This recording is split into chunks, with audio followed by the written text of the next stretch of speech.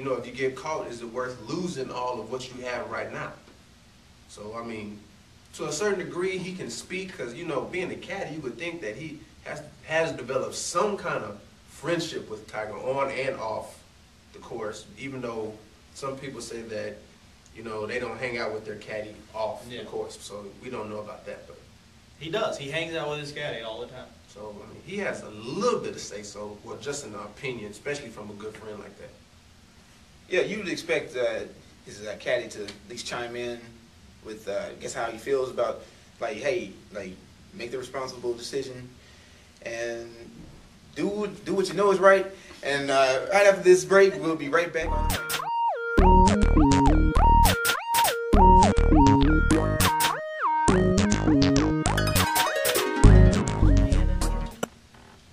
All right, welcome back to the range. And before we went to that break, we were talking about Tiger Woods and his sudden appearance in the Masters and playing on the course. In my personal opinion, it is exciting, not only for me to see him as a fan to come back and play. I hope he does on the Masters. But also I think it's exciting for the PGA, especially for the PGA itself. Mainly because of, you know, since Tiger Woods had his public statement, no news has been heard from the PGA. You know, nothing entertaining.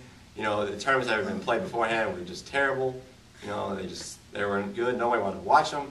Now with Tiger Woods coming back into the mix, I promise you the ratings of TV watching will be boosted up tenfold, just because people love watching Tiger Woods play. And so I think that it helps him. It helps Tiger Woods himself. It also helps the PGA, and it helps us as the fans. So let's go get him. Frankly, I could care less about Tiger Woods now. I lost all of my respect for him. I'm not saying I'm a big golf fan, but I mean, I did like him before all this came out. So, I mean, I thought his public apology was weak and not really real, or sincere.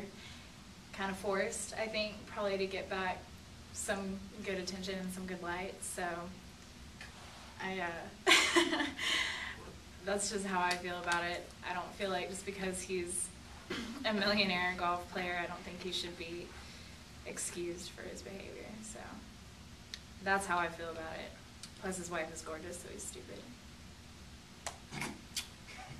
First off, his wife is not gorgeous, but she is nice. I wouldn't want to talk about any man's wife, whether she's ugly or not, but she is nice. Second of all, it is none of the public's business what that man does when he's handling his business. So, for all these other athletes, because athletes, I remember I heard Stephen A. say at one point, somebody said that about 65 to 75% of athletes cheat. Men or women athletes cheat. Plain and simple. Now, we look at all these athletes, and I'm pretty sure some of them have cheated before, but it hasn't become to the public, but yet we still cheer them on. So, when somebody does get busted in public, all of a sudden, because everybody else wants to tear him down, nobody likes him no more. But everybody still cheer for Kobe. I do not. I don't. I do not. Kobe. Yeah. I hate Kobe. Everybody cheers for whoever. It doesn't even matter. We even have friends that we know that cheat. We still hang out with them. Yes, we do. And we know they cheat, and we still hang out with them. Because you know why? It doesn't matter what they do, because it's none of our business. But we know they cheat, and yet we still say, yeah, that's my homie. You know, if he want to cheat, let him cheat. If she want to cheat, let her cheat. When they get caught, they get caught. But yet we still hang out with them. Yeah, I mean, you know, there's no excuse that we have to get an apology from Tiger Woods. I mean, that's one thing for me. You know, everybody said he has to come out and talk about it. What does he have to talk about? He doesn't owe me, doesn't owe y'all anything. Doesn't owe us an apology. All he really deserves, for us to do is to bring golf back to the forefront of where it was. Him versus Phil Mickelson. Him versus Jeff Ogilvy. Him versus Vijay Singh. That all has to come back up again. Because, I mean, when he was fighting off, Rocco Median a couple years ago in the U.S. Open, everybody thought he was the man. everybody said, you know what, Tiger Woods is awesome. Now 18 months later, it comes out that he's cheating, you know, and all of a sudden everybody's like, oh, wait, man, he's not cool anymore. That's unreal because, like Chris says, everybody cheats. You know, you bring up Kobe. You know, everybody does it. I mean, now we're talking about Allen Iverson, yet there's a poll out saying 90% of America still wants to see Allen Iverson in the NBA. So let's not go there. I mean, off court, off field, off course stuff, you know, that doesn't matter to anybody else. Okay, we're talking about players who quit on teams. You know, we're talking about players who are like, okay, I just don't feel like playing with this team, so I'm just gonna pretend like I don't care. Then you got players who, you know, go to murder trials. I mean, everybody forgets Ray Lewis went through a murder trial 10 years ago. Yet everybody has a Ray Lewis jersey. And everybody will cheer on Ray Lewis. When you think of the Baltimore Ravens, you think Ray Lewis. But nobody cares about what he did 10 years ago. Everybody looks past it. So I really and truly believe that everybody will look past this, this whole Tiger Woods cheating thing. And when he comes back to golf, in the Masters, I'm already going ahead and say it, in the Masters, I just believe, you know, the rating will be through the roof and nobody will understand what's going on. We'll be right back. We'll shout out the Thumbs Down here on The Range. Stay tuned.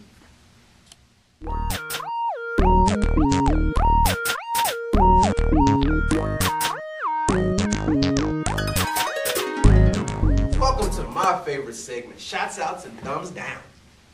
And the first thumbs down I want to give it out to is Mike Tyson and Evander Holyfield for possibly thinking about a rematch. Damn. That does. Enough said, huh? Yeah.